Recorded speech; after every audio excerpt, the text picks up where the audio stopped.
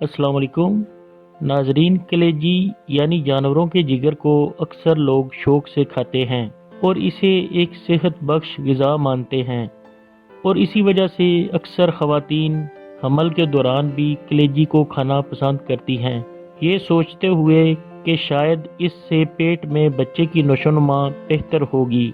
लेकिन वो इस बात से अनजान होती हैं कि ये बच्चे के लिए नुकसानदेह भी साबित हो सकती है। आपको इस बारे में तफसील से बताते हैं।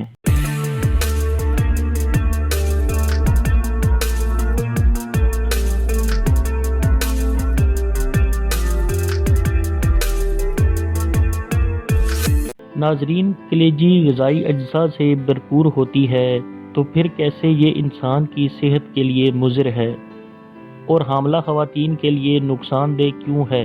कलेजी विटामिन ए से भरपूर होती है, और जब हम कलेजी को शौक से ज़्यादा मिक़दार में खाते हैं तो ऐसी सूरत में हम विटामिन ए काफ़ी मिक़दार में हासिल कर रहे होते हैं।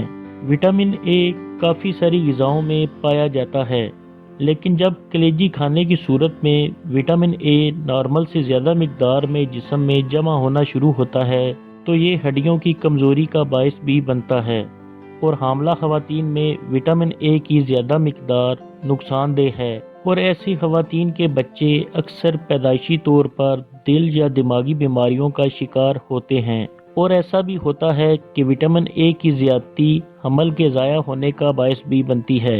इसीलिए हामला ख़वातीन को ख़ास तौर पर हमल के शुरू के 3 महीने ज़्यादा कलेजी खाने या विटामिन ए के सप्लीमेंट्स लेने से परहेज़ करना चाहिए।